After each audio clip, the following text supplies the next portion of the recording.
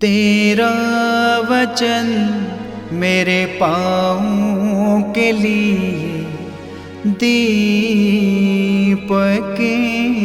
है और मेरे मार्ग का उजियाला है।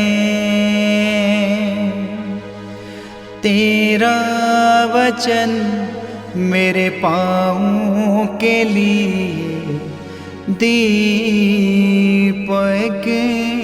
है। पहला पाठ न्यायकर्ताओं का ग्रंथ अध्याय 6 पद संख्या 11 से 24 तक। प्रभु का दूत आया और ओफ्रा के बलूत वृक्ष के नीचे बैठ गया। ये वृक्ष अबीएजेरवंशी योआश का था। योआश का पुत्र गिदयोन इसलिए अंगूर फेरने के कोल्हू में गेहूं दाव रहा था कि वह उसे मिद्यानियों से छिपा कर रखे। प्रभु का दूत उसे दिखाई दिया और बोला, हे वीर योद्धा, प्रभु तुम्हारे साथ है।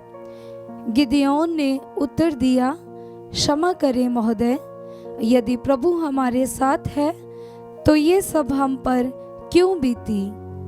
वे सब चमत्कार कहाँ गए जिनका वर्णन हमारे पूर्वज ये कहते हुए करते थे, प्रभु हमें मिस्र से निकाल लाया। अब तो प्रभु ने हमें छोड़कर मिद्यानियों के हवाले कर दिया।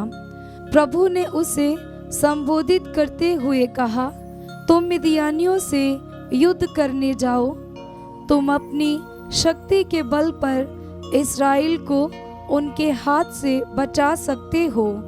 मैं ही तुमको भेज रहा हूँ। गिदयोन ने उत्तर दिया, क्षमा करें महोदय, मैं इस्राएल को कैसे बचा सकता हूँ। मेरा कुल मनुष्य में सबसे दरिद्र है और मैं अपने पिता के घराने में सबसे छोटा हूँ। किंतु प्रभु ने कहा, मैं तुम्हारे साथ रहूँगा। तुम मिद्यानियों को परास्त करोगे मानो वह एक ही आदमी हो। गिदयोन ने निवेदन किया, यदि मुझ पर आपकी कृपा दृष्टि हो तो मुझे एक ऐसा चिन्ह दीजिए जिससे मैं जान सकूं कि आप ही मुझसे बोल रहे हैं।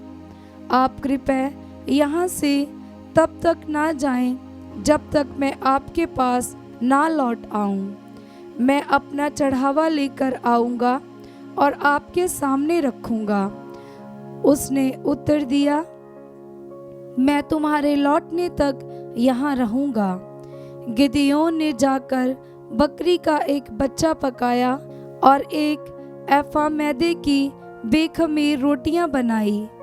उसने एक टोकरी में मांस रखा और एक पात्र में शोरबा उड़ेला। फिर उसने इन्हें ले जाकर बलूत के नीचे स्वर्गदूत के सामने रख दिया। प्रभु के दूत ने उससे कहा, मांस और रोटियां वहां चट्टान पर रखो और उन पर शेरबा उड़ेल दो।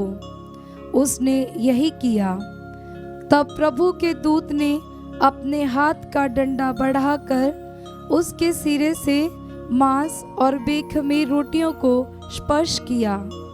इस पर चट्टान में से आग निकली जिसने मांस और बेखमीर रोटियों को भस्म कर दिया और प्रभु का दूत गिदयोन की आंखों से ओझल हो गया। तब गिदयोन समझ गया कि वह प्रभु का दूत था और उसने कहा, हाय, हे प्रभु ईश्वर, मैंने प्रभु के दूत को आमने सामने देखा है। किंतु प्रभु ने उसे आश्वासन दिया, तुम्हें शांति मिले, मत डरो, तुम नहीं मरोगे। गिदयोन ने वहाँ प्रभु के लिए एक वेदी बनाई और उसका नाम प्रभु शांति रखा। ये प्रभु की वाणी है। ईश्वर को धन्यवाद। भजन अनुवाक्य। प्रभु अपनी प्रजा को शांति का संदेश देता है। प्रभु अपनी प्रजा को शांति का संदेश देता है। प्रभु ईश्वर जो कुछ कहता है मैं उसे ध्यान से सुनूंगा।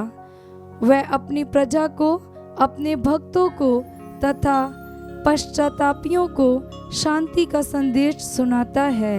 अनुवाक्य। प्रभु अपनी प्रजा को शांति का संदेश देता है। दया और सच्चाई, न्याय और शांति ये एक दूसरे से मिल जाएंगे।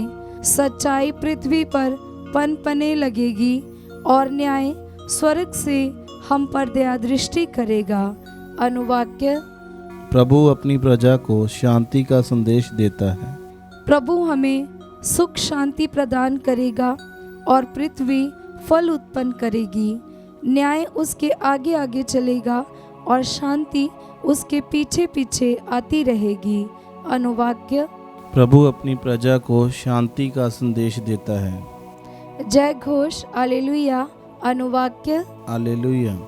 यीशु मसीह धनी थे किंतु आप लोगों के कारण निर्धन बने, जिससे आप लोग उसकी निर्धनता द्वारा धनी बन जाएं। अनुवाक्य। हालेलुया। पवित्र सुसमाचार संत मत्ती के अनुसार अध्याय 19 पद संख्या 23 से 30। यीशु ने अपने शिष्यों से कहा, मैं तुम लोगों से कह देता हूँ, धनी के लिए स्वर्ग के राज्य में प्रवेश करना कठिन होगा। मैं ये भी कहता हूँ कि सुई के नाके से होकर ऊँट का निकलना अधिक सहज है, किंतु धर्मी का ईश्वर के राज्य में प्रवेश करना कठिन है। ये सुनकर शिष्य बहुत अधिक विस्मित हो गए और बोले, तो फिर कौन बच सकता है? उन्हें स्थिर दृष्टि से देखते हुए यीशु ने कहा, मनुष्य के लिए तो ये असंभव है, ईश्वर के लिए सब कुछ संभव है। तब पेतरुस ने यीशु से कहा, देखिए, हम लोग अपना सब कुछ छोड़कर आपके अनुयायी बन गए हैं, हमें क्या मिलेगा? यीशु ने अपने शिष्यों से कहा, मैं तुम अपने अनुयायियों से कह देता हूँ, मानव पुत्र जब पुनरुत्थान में अपने महिमा में सिंहासन पर विराजमान होगा, तब तुम लोग भी 12 सिंहासनों पर बैठकर इस्राएल की 12 वंशों का न्याय करोगे।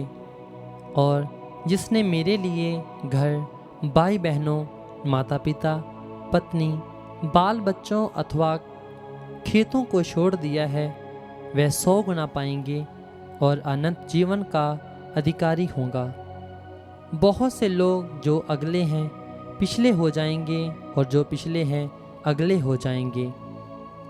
ये प्रभु का पवित्र सुसमाचार है। क्रिस्त की जय।